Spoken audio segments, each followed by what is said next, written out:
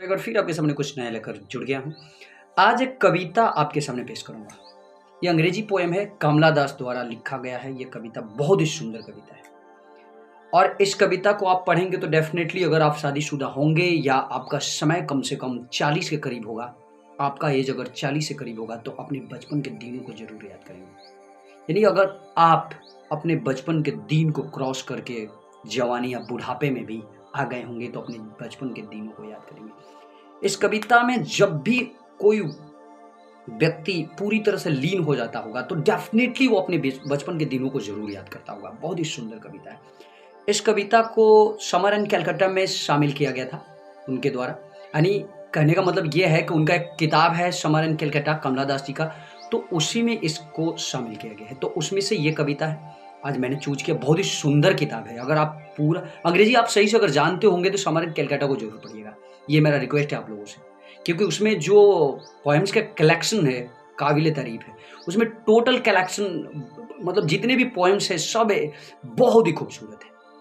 अलग-अलग थीम पे लिखे गए ये कविता, जैसे आज जो आपके सामने है, या उसमें से एक और समर कैलकाटा में से अगर आप माय ग्रैंडमदर हाउस, इस तरह के बहुत से ऐसे पोएम्स हैं। मैं माय ग्रैंडमदर हाउस का एक एपिसोड आपके सामने पेश किया था शायद, मुझे याद है। तो ज़रूर पढ़िएगा इसे, या आप अगर पूरे किताब को पढ़ सकते हैं, if you are able to read that book, तो आप ज़रूर पढ़िएगा। Don't forget to read. इसे याद रखिएगा, आप पढ़ना ना भूलिएगा। मैं इसका एक पार्ट, हालाँकि ये लंबा कविता है तो एक पार्ट इसका मैं आपके सामने पेश कर रहा हूँ।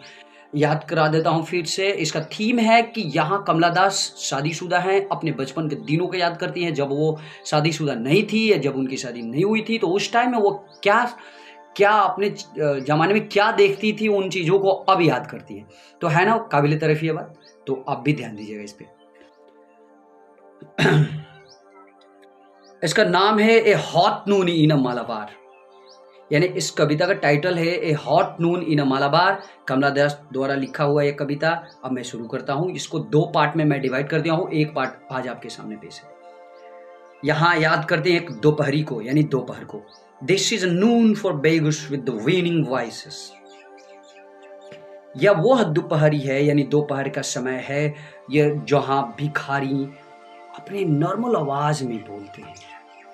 अपने जवानी के दिनों को, जब वो शादीशुदा नहीं थी, जब उनकी शादी नहीं हुई थी, उस टाइम की बातों को याद करते हैं कि यह दोपहरी उनके लिए था, उन भिखारियों के लिए था जो अपने नॉर्मल आवाज़ में सैड सॉन्ग, या यू कैन से आप कह सकते हैं कि अपने उदासी भरी आवाज़ में बोलते थे, कुछ मांगते थे। A noon for men who come from hills.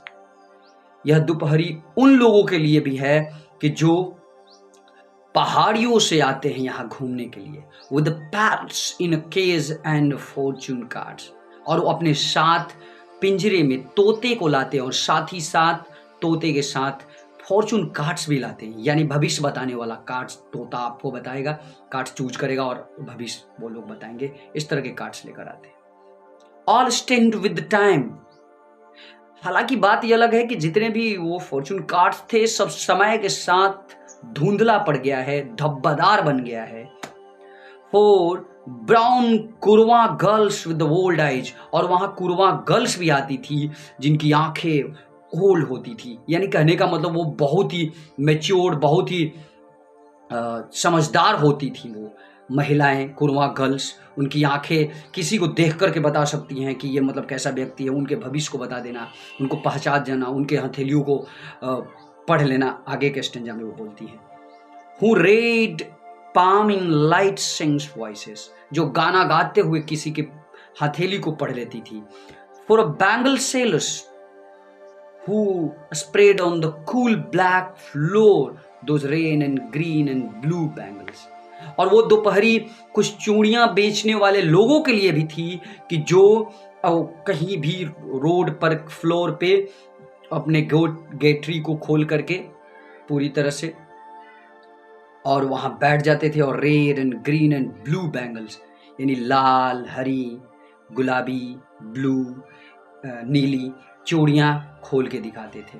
All covered with the dust of roads. और कुछ ही देर में वो पूरी तरह से चूड़ियां धूल से भर जाते थे, क्योंकि रोड पे धूल उड़ते थे। तो ये आज का एक पार्ट है, दूसरा पार्ट जरूर लाऊंगा, आप इसको जरूर पढ़िएगा। इसका टाइटल है ए हॉट नून इन मालाबार। बहुत ही खूबसूरत चीज़ है, अपने वो जवानी के दिनों को याद करते हैं इसमें, तो आप जरूर पढ़िएगा। नमस्कार, जय हिंद।